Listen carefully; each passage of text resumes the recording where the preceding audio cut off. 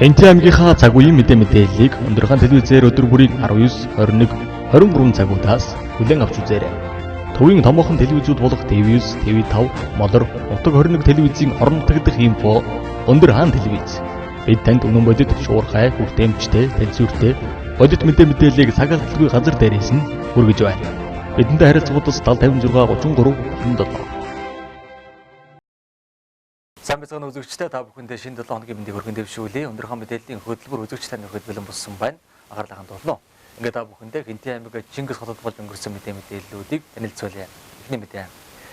Хэнти ус компани эзэмшилтэд нийт 10 ходог байдгаас одоогийн байдлаар 4 ходог огт ажиллахгүй байна. За үүний шалтгаан хүний буруутай үйлдэлээс болж 1 ходог ажиллахгүй байгаа бол үлдсэн 3 ходог нь системийн алдаатай холбоотойгоор ажиллахгүй байна. За Хэнти аймгийн хэмжээнд 10 ухаалаг ходог үйл ажиллагаагаа явуулдаг. За өнөөдөр таныг сая инженер хэлсэнчлэн 4 ходог маань ажиллахгүй байна. За 4 ходгийн нэгийг та бүхэн бас харж байгаа бах. Хоёрдугаар ус түгээх энэ ходог маань за хүний буруутай нөлөөнөөс үүдэж ийм ажиллахгүй байна. За тухайлбал энэ ухаалаг самбар дэлгэцийг бол эвдсэн та бүхэн харагдаж байна. За дээр тавьсан камерыг бас эвдэж хулгайлж авсан ийм үйлдэлүүд гарч байна. За Хэнти аймгийн Чингис хотод ухаалаг нийт 10 ходог, гар ходог 5, зөөврийн 2 усан сантай нийт 15 ходог Хэнти ус компани эзэмшилд байдаг. 2018 онд Хэнти аймагт ухаалаг ходгийг нэвтрүүлж ашиглалтанд оруулж байсан бол өнөөдрийн байдлаар эдгээр 10 ходогны 4 ходог нь ажиллахгүй удаж байна. Хийдийн суурингийн 1 дугаар ходог, хийдийн суурингийн 9 дугаар ходог, булаг багийн 10 дугаар ходог, мөн булаг багийн 2 дугаар ходгууд ажиллахгүй удсан байна. Эдгээр ходгууд нь бүгд 2018-2019 онд ашиглалтанд орсон ходгууд юм. Ажиллахгүй байгааг 1-9 10 дугаар ходгуудын хувьд системийн гэмтэл буюу тоолуураас мэдээлэл ирэхгүй гэсэн алдаа заасан байна. За Хэнти аймгийн хэмжээнд нийт ашиглалтанд орсон 10 ухаалаг ходог байна. За 5 ходог гараар өгч байгаа. Зөөврийн 2 усан сантай нийт 15 ходог ажилладаг байгаа. Манай Хэнти усын мэдлэл хувийн ходгууд бол байдаг. За энэ 10 ухаалаг ходгоос одоогийн байдлаар 4 ходог нь ажиллахгүй байна.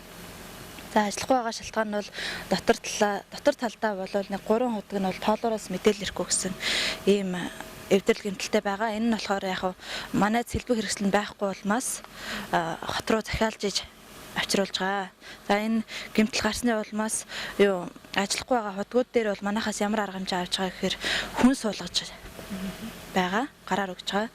За тэгээд нэг ходог нь болохоор ялчгүй гадны нөлөөнөөс болоод камерын нэвтэлсэн, карт уншигчдын нэвтэлсэн бүх юм ингээд цохиод эвдлээд хайцсан байж байгаа. Тэгээд ямар ч сэлбгүүдийн ирэхээр манайхаас бол засварлаад арга хэмжээг нь аваад байна.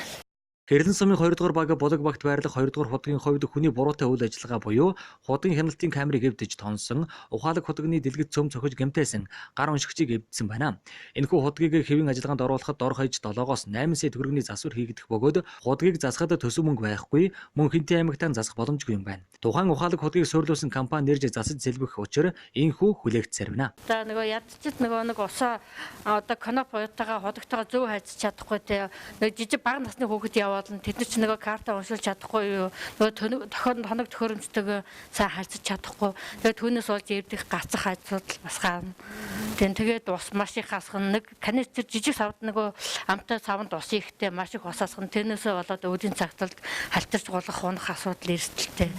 Тэр мэрийг ээж аваад бас хүүхдээ явуулахдаа тэрийг зааж хэлж өгөх юм уу? Эсвэл болж өгöd насны төрсөн хүмүүс өөртөө явж ус авч ивэл бас зохимжтой байгаа байхгүй юу?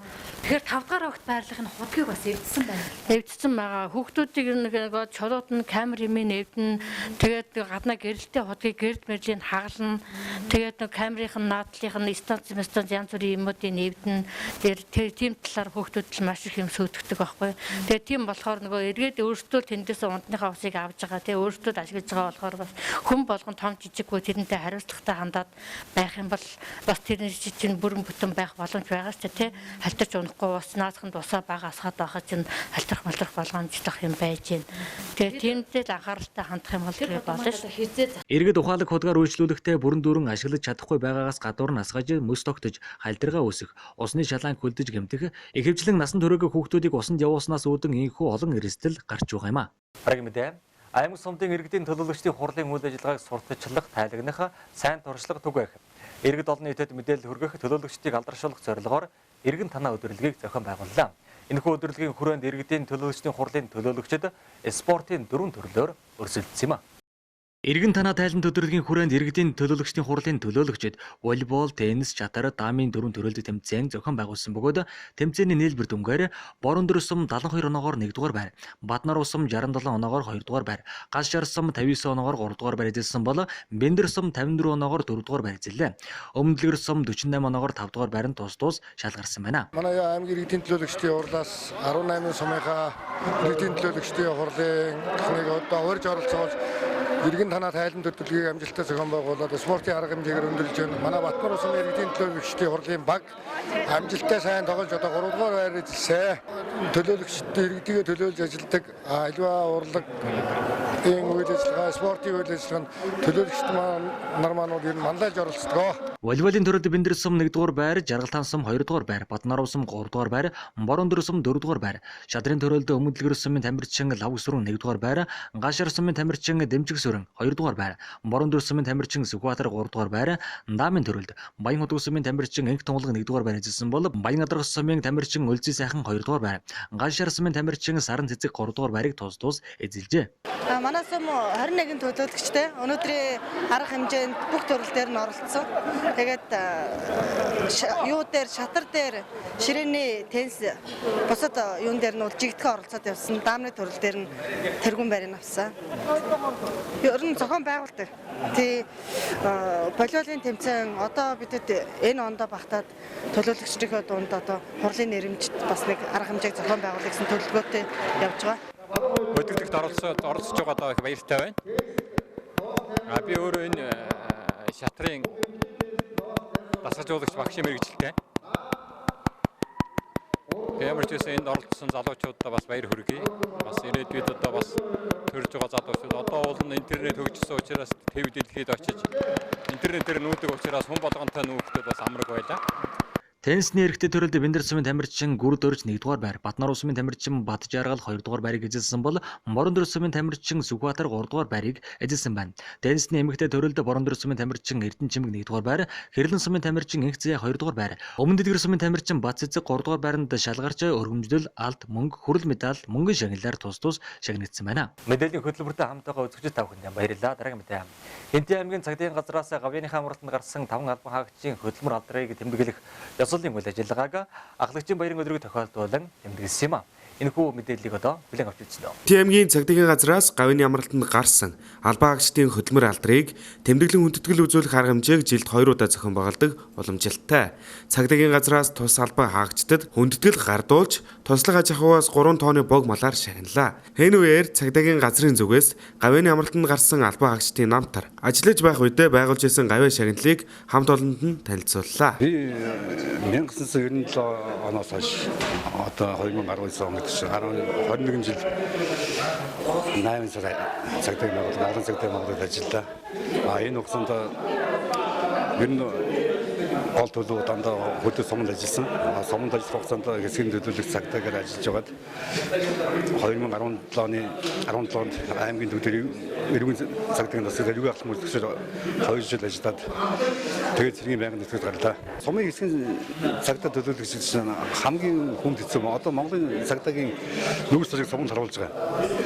Бүх дуудлаганд очино, бүх тэн суманд юу болон тэр бүх ажлыг зохицуулна, суманд болж байгаа эдрэтэ төв хэрэг тэгэл одоо хэвжмийн албаны чиглэлээр их чинь одоо согтоосуудтай тэмцэн зам дээр бас гарлаа гэсэн зам гэх чинь одоо тэнд очиж ажиллана хэрэг газар үйлдвэрийн мөнгө тэрийгэ шалгана бүх төрлийн хэргийг шалгана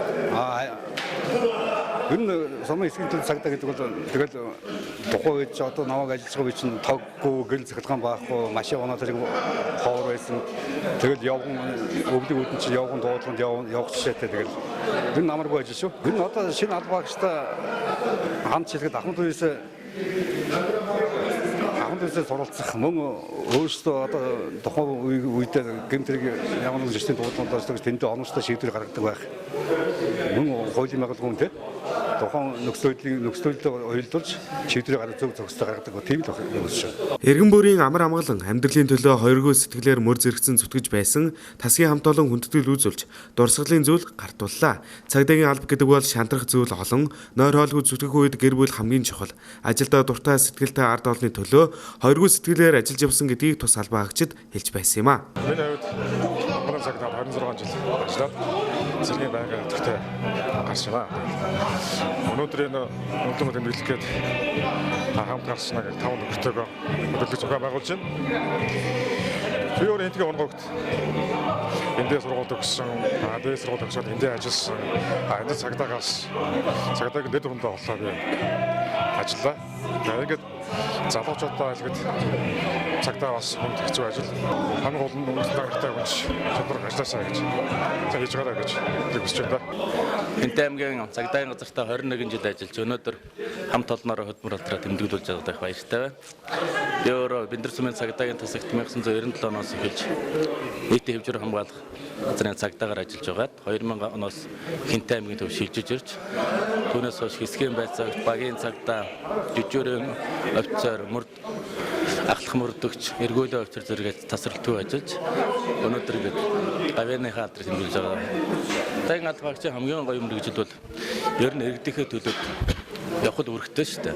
Иргэдээ гэмт хэрэг зөрчилдөж урдсан сэргийлэх, хамгаалах, гарсан гэмт хэргийг талсан зогсоож илрүүл иргэдийнхээ хохирлыг барагдуулах нэр төртөө ариу албаа.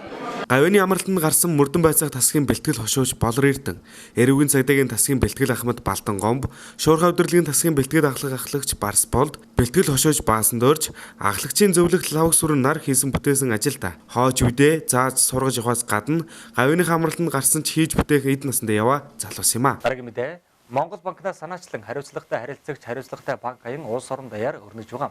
Энэхүү аян үргэлжилснээр харилцагч банкны хариуцлага өндөрсөж эдийн засгийн боловсрол өссөн гэж дүгнэж байна. Монгол банкны олон нийтийн боловсролын мэдээллийн төвийн эдийн засагч Баттуул Хинтээ аймагт ажиллаж байна. Тэрээр төрийн болон хувийн хвшлийн байгууллага, хэвлэл мэдээллийн байгууллагад мэдээлэл хийж Монгол банкны зүгээс баримталж байгаа бодлого чиглэлийг танилцууллаа. Манай улсын санхүүгийн салбарын 95% арилжааны банк дангаараа эзэлдэг. Сүүлийн байдлаар авч үзвэл 13 банк давхарсан тоогоор 5.6 сая харилцагчид үйлчилж байна. Банкны салбарын тогтвортой байдал гэдэг бол нийт эдийн засгийн тогтвортой байдалтай салшгүй үйлдэл холбоотой болохыг энэ тоо хэлбэрхэн харуулж байна. Банкны салбарын тогтвортой байдлыг хадгалж хангах нь олон хүчин зүйлээс хамааралтай. Хамгийн чухал үзүүлэлт бол харилцагчдын итгэлийг даах байдал юм а. Монгол банкнаас сүүлийн үед харилцагчдын эрх хэсгийг хамгаалахад чиглэсэн бодлогын алхамуудыг хийж, хуулиар хамгаалсан эрх зүйн орчныг нь дангаар бүрдүүлэхээр зорж байгаа юм. Үүний дагуу хариуцлагатай харилцагч хариуцлагатай банк аяныг санаачлан хэрэгжүүлж байна. За Монгол банк бол төв банк хоёрч бол нэг байгууллага ба бас зарим улсууд энийг хоёр гэж ойлгоод байдаг. Ер нь бол Монгол банкны гол зорилго бол одоо мөнгөнд тэмдэх төгрөгийн тогтвортой байдлыг хангах. За энэ зорилгын хүрээнд бол банк санхүүгийн системийн тогтвортой байдлыг хангах юм гол зорилготой байж. За Монгол банк арилжааны банк хоёрын гол ялгаа нь юу гэхээр төв банк бол одоо ерөөхдөө мөнгөний бодлого боловсруулдаг байж байгаа. Мөнгөнд тэмдэгтийг гүйлгээг гаргадаг. За гадаад төлөвтэй улсын нөөцийг эзэмшиж удирддаг. Банк хоорондын төлбөр тооцоог зохион байгуулдаг. За санхүүгийн хэрэглэгчийн эрх ашгийг хамгаалдаг. Макро зохистой бодлого хэрэгжүүлдэг гэх мэтлэн ийм ажлуудыг хийдэг. За арилжааны банк бол одоо ерөөхдөө бол иргэд аж ахуйн гэж буюу компанитай илүү харьцдаг шүү дээ. Төв банк бол одоо банк болон засгийн газар дээр нь ажилладаг гэсэн. Тэгэхээр ер нь төв банк арилжааны банкудад тодорхой хэмжээний журам даалгавар одоо гаргадаг боловч яг ингээд ажил руу бүр нарийн ороод ингэсэнгүү тэгсэнгүү гэж бол бүр тэгдэггүй. Гэхдээ ерөөхдөө бол төв банк бол журам дүрм дагуулна. Томоор нь бас одоо хянжаадаг юм уу те шалгаж хянаж одоо хамтарч ажилладаг юм л байна. Дэлхийн эдийн засгийн өсөлтийн төлөвс харж гадаад орчинд тодорхой бус байдал нэмэгдсэн үед макро эдийн засгийн тогтвортой байдлыг хадгалах нь чухал зорилт болж байна. Монгол банк төсвийн бодлого болон санхүүгийн зуучлалын бизнесийн идэвхжүүлэлтэнд үзүүлэх цэвэр нөлөөг харгалзан үнийн тогтвортой байдлыг хангах. Түүнд нийцтэй эдийн засгийн өсөлтийн тогтвортой байдал дэмжлэг үзүүлэхэд чиглэсэн мөнгөний бодлого, санхүүгийн зохицуулалтыг хэрэгжүүлнэ. 2019 онд инфляц төв банкны зорилттой төвшний орчимд хадгалагдаж, эдийн засагт үнийн тогтвортой байдал хадгалагдаж байна. Монгол банк мөнгөний бодлогыг зах зээлийн зарчим тулгуурлан хэрэгжүүл, хэрэглээний үнийн индексээр хэмжигдэх инфляцийг 2020 онд жилийн 8%, дунд хугацаанд 6% орчимд тогтворжуулахыг зорино. Монгол улс эдийн засгийн харьцангуй өндөр өсөлтийн төлөв шилжсэнийг үнийн түвшний өөрчлөлт илэрхийлж байна. За яг 20 оны одоо үндсэн чиглэл дээр одоо гол 3 үрээг бол хамарч үзэж байгаа. Мөнгөний бодлогын зорилт дүрийн байгаа нэгдүгээр. За энд бол инфляцийг 20 онд бол одоо 8 орчим хувьд докторжуулж цаашаа бол 6 орчим хувьд докторжуулна гэж ер нь бол зорж байгаа. Тэгээ ер нь сүүлийн үед Төв банк инфляцийг оноохын мөнгөний бодлогыг барьснаас хойш бол инфляци өгсөн хэлбэлцэл бол сүүлийн 2 жилд бол маш их саарсан. Тэгэхээр манай улсын Төв банк маш оновчтой удирдах инфляцийг зөв зөвхөстэй түвшиндээс барьж байгаа гэж харагдаж байна. За дараа нь банк санхүүгийн системийн эрсдлийг үнэлэхдээ санхүүгийн мөчлөгийг тодорхойлох шинжилгээний аргыг үргэлжлүүлэн хөгжүүлж системийн эрсдэл хуримтлагтаас сэргийлэх гэсэн макро зөвхөстэй бодлогыг мөнгөний бодлоготой хослуулан хэрэгжүүлнэ гэж. За энэ дээр бол бас манайх одоо эрсдлийн үнэлгээг маш сайн хийж байгаа. Олон улсын стандартаар нээсэн. Тэгээ ер нь бол бас энэ олон улсын хууль дүрмийн дагуу улс дэлхийн жишг нийцүүлж явах дээр бол илүү их одоо анхаарч ажиллаж байгаа. За мөн Төв банкны тухай хуулиар заасан үндсэн зорилтуудыг хадгалахад чиглэсэн ажлуудын зэрэгцээ 2020 онд Монгол банк бие дааж болон төрийн эрх бүхий байгууллагуудтай хамтран олон улсын санхүүгийн байгууллагатай хамтын ажиллагааг үргэлжлүүлэх, мөнгө угаах терроризмтай тэмцэх тогтолцоогоо сайжруулах, гадаад өрийн тогтвортой байдлыг хангах, Монгол улсын валютын нөөцийн хүрэлцээтэй байдлыг нэмэгдүүлэх, санхүүгийн зах зээлийн дэд бүтцийг хөгжүүлэх, санхүүгийн хэрэглэгчийн эрх ашигыг хамгаалах, финтекийн зохицуултыг боловсронгуй болгох зэрэг ажлуудыг хийж гүйцэтгэхээр төлөвлөж байна. Өндөрхаан мэдээллийн хөтөлбөрийн даваа гарагийн дугаартай хамт байсан үзэгчид та бүхэнд баярлалаа. Маргаашийн мэдээлэлээр эргэн уулзлаа. Баяртай үзэгчтэй.